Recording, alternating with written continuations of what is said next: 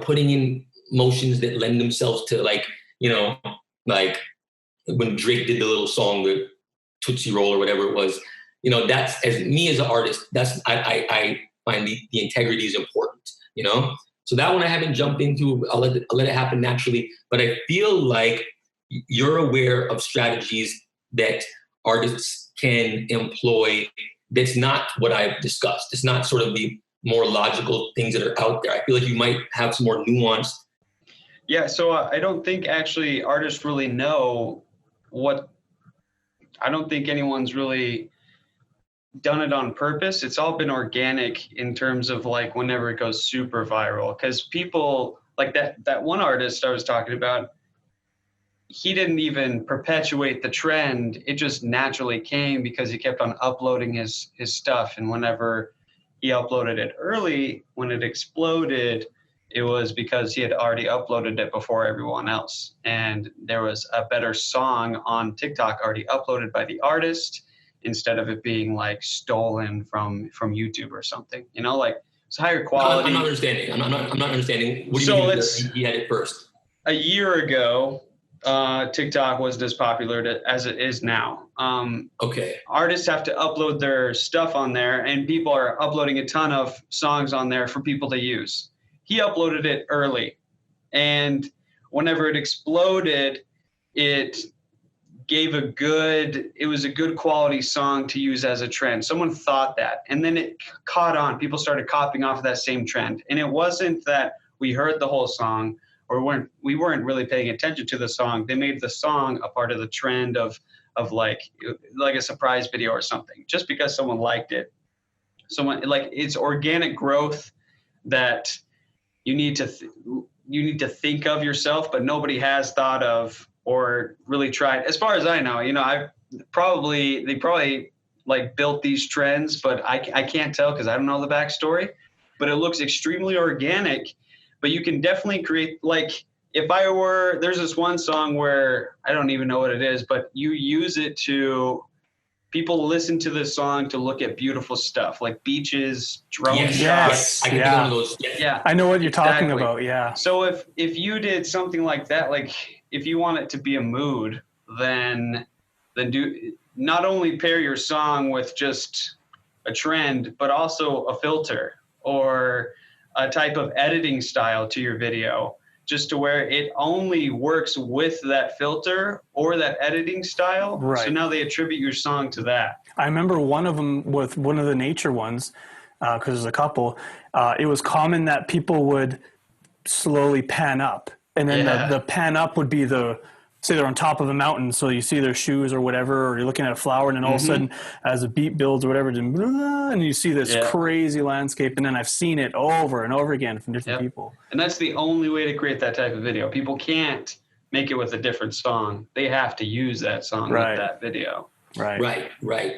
What is the way for me as an artist to find my audience? Meaning the people who, when they see my video, they're going to have an affinity for me as an artist. So in Facebook, the way that you do that is you find artists similar to yourself and you run ads on those. You run ads based on people who are fans of those artists. But on TikTok, you don't need to get into that world. But then what would be the way to...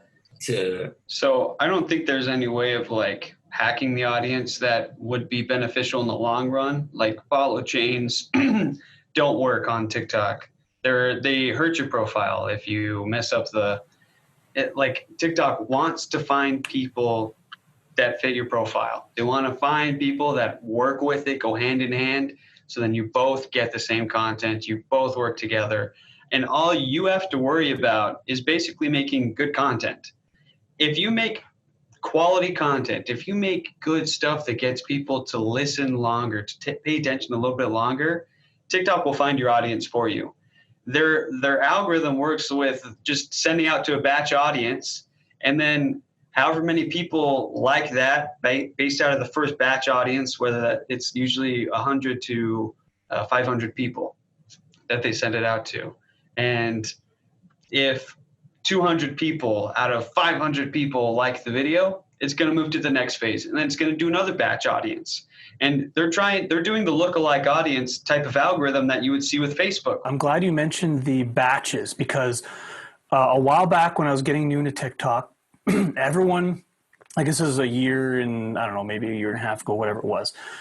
Everyone was like, no one knows the algorithms. They keep changing the algorithms. And then there was this one post that came across, and I still remember it. And it was this dude who was like, this is how I think it works. And then a part of what he explained was, when you post a video, it goes to a certain number of accounts. And then based on how many either click heart or comment or share it to another app, depends on if it goes further. But he was like, I think. He wasn't like, I know. So I'm glad that you're able to speak on that now, much later, that is in fact a part of it. Yeah, TikTok came out and told people how their algorithm works. They said that, in the first phase they care about completion rate, and the second phase they care about reactions.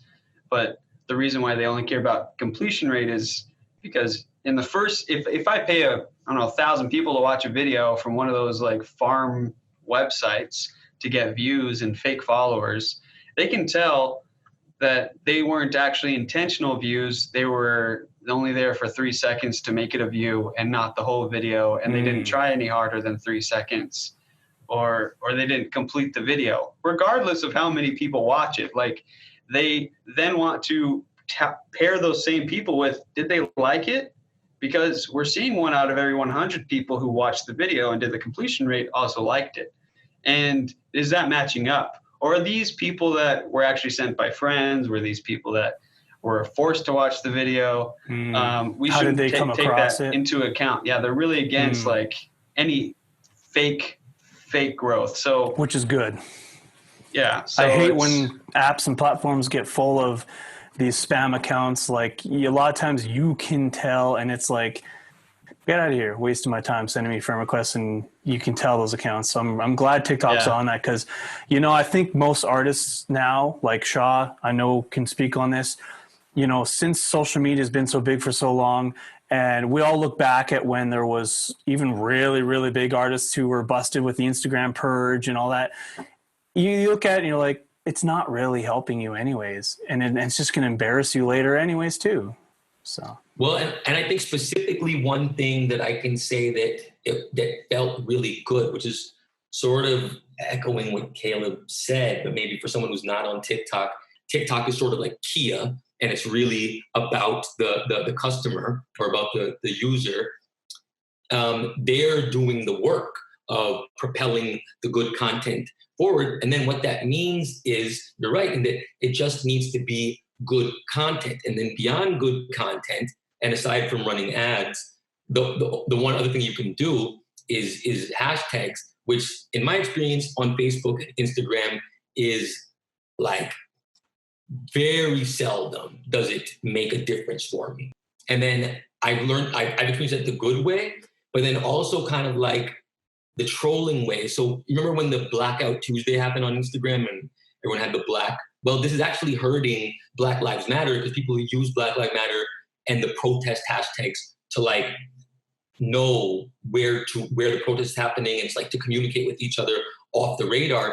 And now everyone's just been flooded with black screens. So let's take over all the Trump hashtags. Let's put police for Trump, women for Trump, blah, blah, blah. I'm like, oh, this is brilliant, right? Mm-hmm.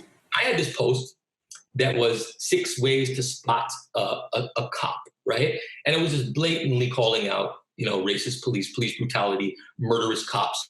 But then I used a bunch of those hashtags. But then what happened is it worked. And then the comments were flooded with Trump supporters, with cops. I can speak on that too. I did a post, I reshared a clip about this trucker and his crowd on the highway, blah, blah, blah. And I basically said, this is wrong. But I didn't do like the Trump hashtags, but I was shocked how many negative people came out of the woodworks to comment on, like, it was majority negative comments. And then in the end, I'm defending and I'm replying, but in the end, it didn't gain me very many followers or hearts or anything. So in the end, I was like, well, I'm doing some social justice, but it's falling on deaf ears and it didn't help. So I can totally agree with that. I used to So like in the past week, I've like experimented with hashtags, and I don't know if this is like one of those things where I'm guessing on hashtags right now, but based on my experience, like from the start, I started posting 2.5 months ago, I think. And from the start, I've always used like 45 hashtags because I've heard about that. And I've used hashtag FYP for you page or whatever. And I've always used business hashtags. And I think that's very important at the start to use hashtags, specifically in business. You know, like local businesses have to use them to get people who are local to their business. But in the past 10 videos, I've tested out not using hashtags, and I have actually gotten more views on average. But I think that's because TikTok knows exactly who my audience is now, because I've fed them enough data. They know who to typically send it out to. I have a big enough following where they use my following as a batch audience already.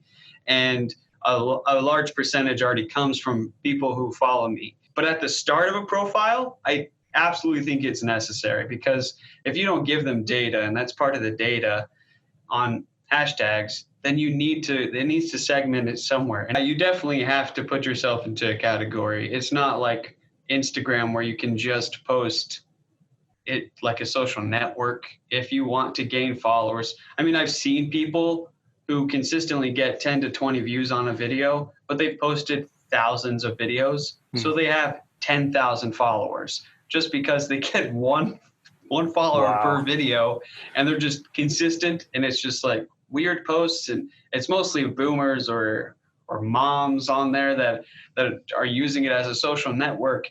And it shows if you have 10,000 followers and you're only getting 50 views per post, then that just doesn't make sense in terms of engagement. And TikTok still doesn't know what your batch audience is, because you should at least get, like every 100 views, a couple hundred views every now and then if they're using batch audiences, because one time a batch audience would be 100 people, the other time it would be 300 people, and you should technically get more views based on it. More than 10, yeah. I've been in a plateau. Like I had that one shadow ban video, and like me and you, Shah, talked, and it was evident that like I could not gain any more followers. I used to get like depending if a video pops, great, but if it's not popping, then it's popping. I get this steady flow of followers, comments, and then all of a sudden it was like, this is not normal, but I guess I pissed off TikTok a bit, but I feel like I'm still sort of in this TikTok jail, but I'm going to utilize what Caleb's telling us to help TikTok like me more. You're in TikTok jail, and I've been TikTok deported. All right. Well, thank you again, Caleb. I mean, we really appreciate you coming on and spitting all this game for all of our Northern Touch artists. Thank you, Shah, for sharing your experiences as well. If you need a little more information, Caleb, this is what he does. Hit him up. We got the @ on the screen. Thank you again, both you guys, for being on here. Thanks.